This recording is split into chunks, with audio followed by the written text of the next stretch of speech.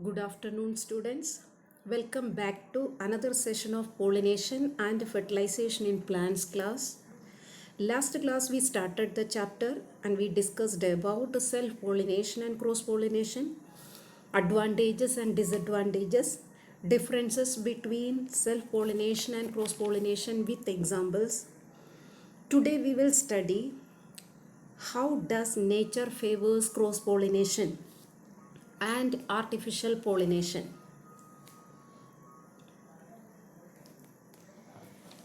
Nature favors cross-pollination through many adaptations. These mechanisms prevent self-pollination, and the adaptations in flowers to support cross-pollination are unisexuality, dichogamy. Dichogamy is of two different types, protandry and protogamy. Self-sterility, hercogamy and heterostyly. Let us study each topic in detail. The first one, unisexuality.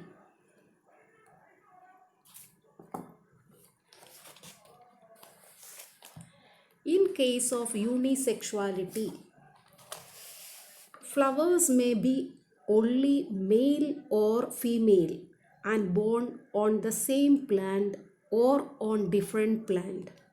In this picture that you can see, maize plant. Male flowers and female flowers separate, but they are on the same plant. Another example, cucumber. You can see male flowers and female flowers. They are separate, but they are on the same plant.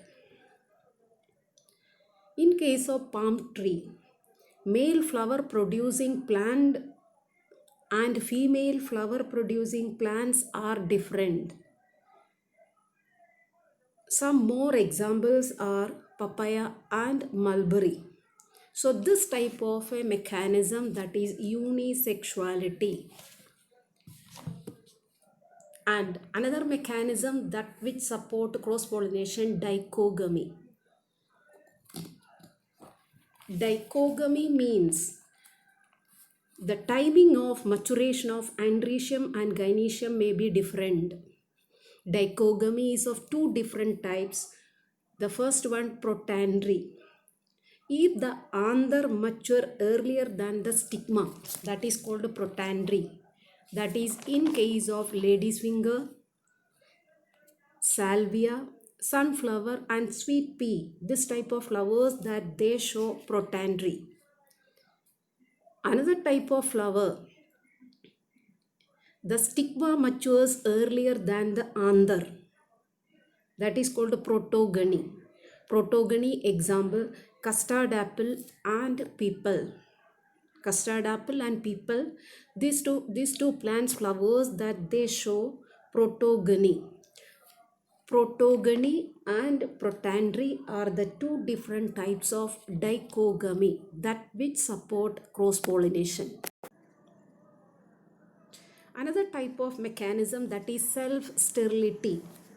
The anther and stigma mature at the same time, but pollen grains fail to fertilize the same plant, but fertilize another flower borne by another plant of the same species.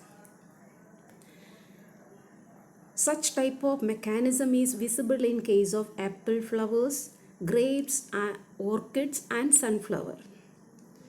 For this reason, apple growers cultivate many plants and more than one variety of apple trees in their gardens. Orchid flowers also they show self-sterility to support cross-pollination.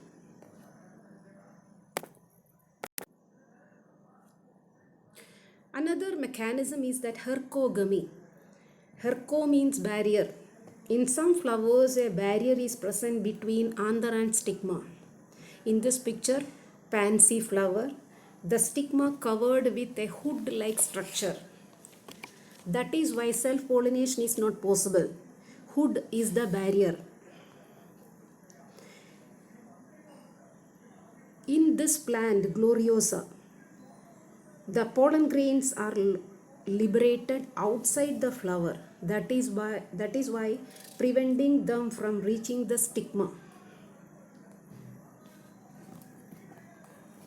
The next one, heterostyly. Hetero means different. Anther and stigma grow at a different height. Look this picture carefully. How the anther and stigma arranged. In this picture, stamens at a higher level and style is short. And the other one, stamens are in a lower level. This type of anther and stigma prevent self-pollination and support cross-pollination. So the flowers that which shows heterostyly are primrose and oxalis. Now we are completed adaptations in flowers to support cross-pollination. They are unisexuality, dichogamy, self-sterility, hercogamy, and heterostyly. Now we will study about artificial pollination. What is artificial pollination? Artificial pollination is the type of pollination carried out by man. It is a mechanical technique used to pollinate plants when natural pollination is insufficient or undesirable. It does not require the help of insects or weather. In this process, pollen grains are carefully removed from mature anthers and are placed on the mature stigma of another flower of the same or other plant of the same species. Artificial pollination is a standard practice adopted by plant breeders and scientists to produce new plant varieties. Artificial pollination is common in crops like wheat and maize and in case of garden plants. With this much explanation, we reached at the end of this topic. I hope you understood all these concepts. We will continue the same chapter with another topic in the next class. Till then, take care. Thank you.